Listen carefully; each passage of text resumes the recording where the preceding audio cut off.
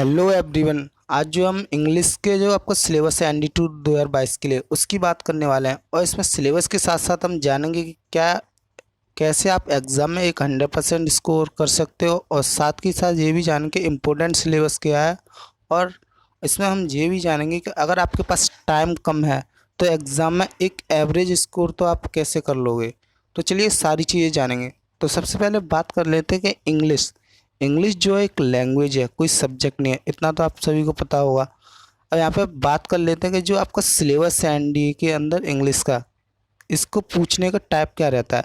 जो सिलेबस है आपका 3 तरह से पूछा जाता है इंग्लिश का। इसमें आपका रहता है एक ट्रेडिशनल सिलेबस, जिसे आप प्रीवियस ईयर भी बोल देते हो। इसमें से जो आपसे 60 to 65% क्वेश्चन बनते हैं। नेक्स्ट बात आती है अपडेटेड सिलेबस। अपडेटेड सिलेबस क्या होता है आपका, जो अब जो आप एग्ज़ाम दोगे इससे पहले जो आपका एग्ज़ाम हो चुका है उसमें कुछ ना कुछ ऐसी चीज़ होगी जो नई ऐड हुई होगी।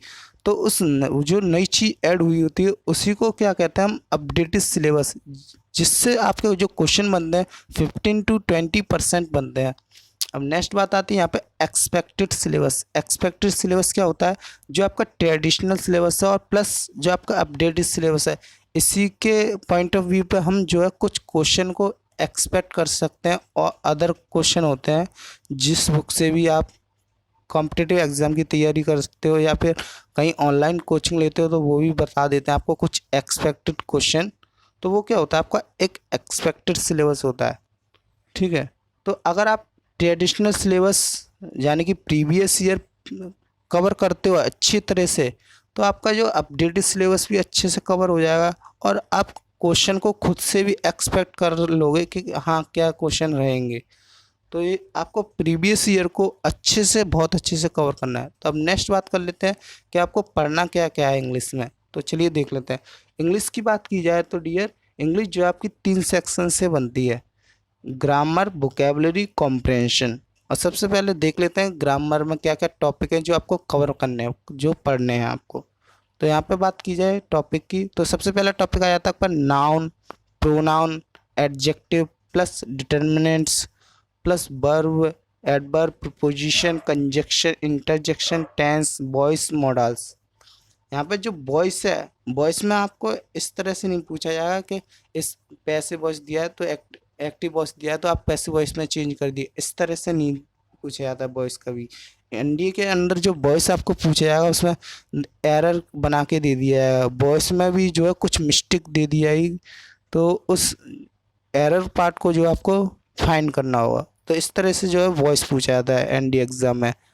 और नरेशन भी जो है, जिसे आप इंटरजेक्शन भी कह लो या नरेशन कह लो, इसको भी इसी तरह से पूछा जाएगा एनडीए एग्ज़ाम में। ठीक है। अब यहाँ पे मॉडल्स भी काफ़ी ज़्यादा, और जो इम्पोर्टेंट है इसमें, इम्पोर्टेंट की बात कर लेते हैं। तो इस टॉपिक में इम्पोर्टेंट क्या क्या है, इसमें जो आपका वर्ब है, प्रीपोजिशन है और टेंस है, ये 3 टॉपिक जो है आपके मोस्ट इम्पोर्टेंट है। क्यों? क्योंकि कभी कभी ऐसा भी होता है, या कह लो कई बार भी हुआ है, कि इन्हीं 3 टॉपिक के बेस पे पूरी ग्रामर आ गई है आपकी। ग्रामर में मोस्टली क्या चीज़ पूछी जाती है ग्रामर में, एरस। एरस पूछे जाते हैं। आप अगर पिछले 4 साल से देखोगे, पेपर देखोगे एनडीए का, उसमें ग्रामर में एरर्स के अलावा आपसे कुछ भी नहीं पूछा जा रहा, ना सेंटेंस इंप्रूवमेंट पूछे जा रहे, ना फ्लप्स पूछे जाते। लेकिन इस बार एक्सपेक्ट कर सकते हो 2022 एनडीए 2 में कि आपसे सारी चीज़ पूछ ली जाए।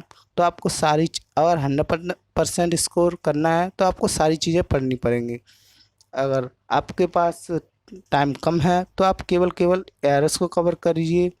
और जो टॉपिक में मैं बता दूँ, इम्पोर्टेंट टॉपिक में क्या क्या कवर करना है, आपको वर्ब कवर कर लेना है, सबसे पहले प्रीपोजिशन कवर करना है, टेंस कवर करना है। अगर आपके पास टाइम कम है तब ये टॉपिक कवर करना है। मैंने टिक भी लगा दिया यहाँ पे, वर्ब, प्रीपोजिशन, कंजक्शन। ठीक है। और आपके पास टाइम बचता है तो आप सारे टॉपिक को कवर करोगे, और इसमें भी जो है आप एरर्स को कवर करोगे। ये क्या आपका क्वेश्चन टाइप रहता है पूछने का। एग्जाम में किस तरह से क्वेश्चन पूछे जाते हैं, तो इनको भी समझ लेते हैं हम। एरर्स, एरर्स आपसे पूछे जाएंगे स्पोर्टिंग एरर्स। स्पोर्टिंग एरर्स का मतलब क्या होता है, आपको कोई सेंटेंस दिया जाएगा, उसमें कुछ ना कुछ एरर पार्ट होगा, उसको आपको फाइंड करना होता है, ये तो होता है आपका एरर्स। और सेंटेंस इंप्रूवमेंट क्या होता है, उसमें सेंटेंस में कुछ मिस्टेक दे दी जाती है, तो उस मिस्टेक को जो आपको इम्प्रूव करना होता है उसको हम सेंटेंस कहते हैं। और फ्लप्स क्या होता है, उसमें एक फिलंदा ब्लैंक दिए दिया है और उसके नीचे जो चार पांच ऑप्शन दे दिए जाएंगे, उन चार पांच ऑप्शन में से जो करेक्ट होता है उसको आपको टिक करना होता है। तो ये होता है आपका क्वेश्चन टाइप पूछने का ग्रामर में। ठीक है, अब नेक्स्ट बात, ये तो हो गया आपका ग्रामर का सिलेबस।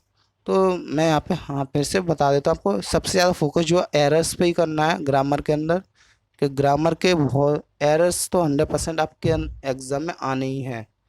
फिर नेक्स्ट जो आप इन चीज़ों को कवर करोगे। अब टॉपिक में वर्ब, प्रीपोजिशन, टेंस। अब नेक्स्ट बात कर लेते हैं वोकेबलरी।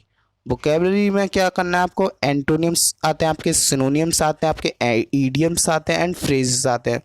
तो वोकेबलरी में जो आपको सारी चीज़ कवर करनी है, क्योंकि वोकेबलरी जो आपकी एनडीए एग्ज़ाम के लिए बहुत इंपॉर्टेंट है। अगर पिछले 4 साल के पेपरों को देखोगे तो 30 क्वेश्चन जो है वोकेबलरी से ही पूछे जा रहे हैं, जबकि आपका एनडीए का एग्ज़ाम 50 क्वेश्चन का आता है, उसमें से 30 क्वेश्चन जो आपके वोकेब से आ रहे हैं।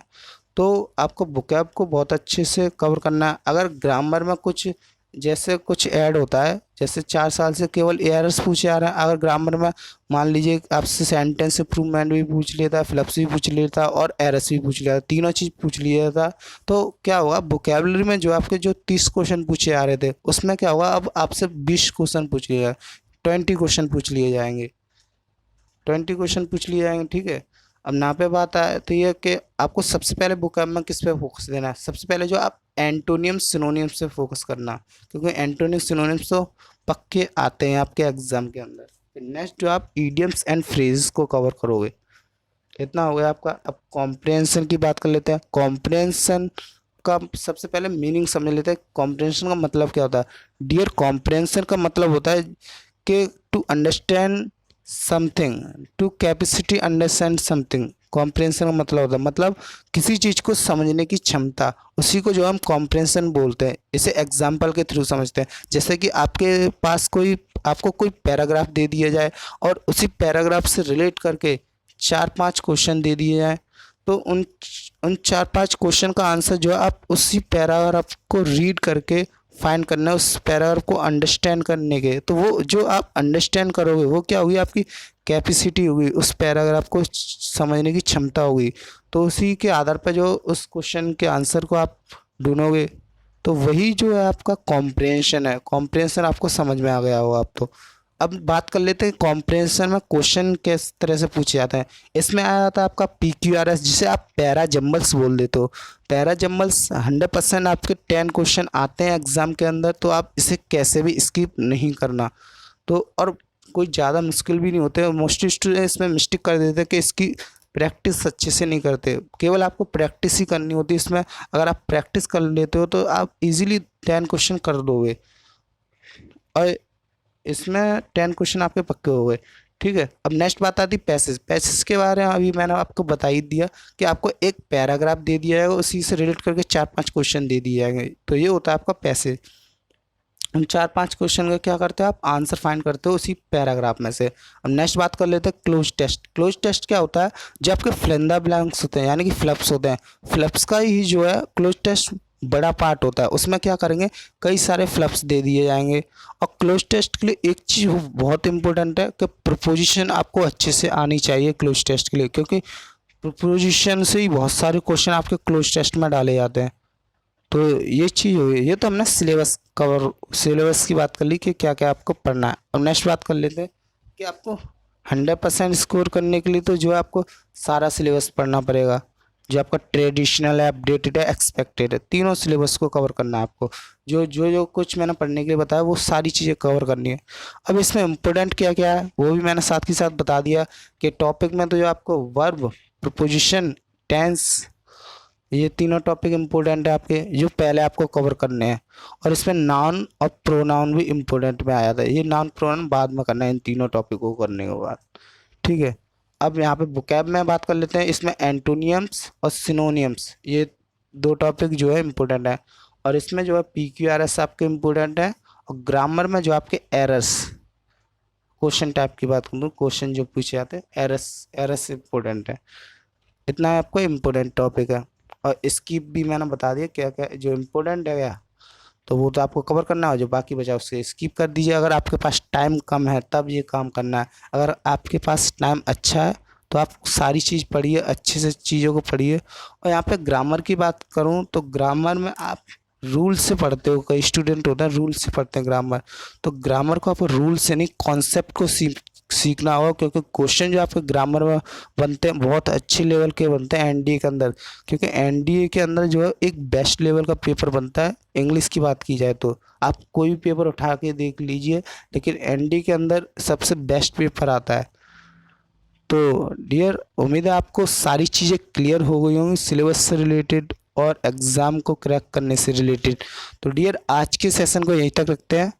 अगर चैनल को सब्सक्राइब नहीं किया, सब्सक्राइब कर दिए, वीडियो को लाइक कर दिए, और जो भी आपको कार्य हो कमेंट में पूछ सकते हैं। जय हिंद, वंदे मातरम।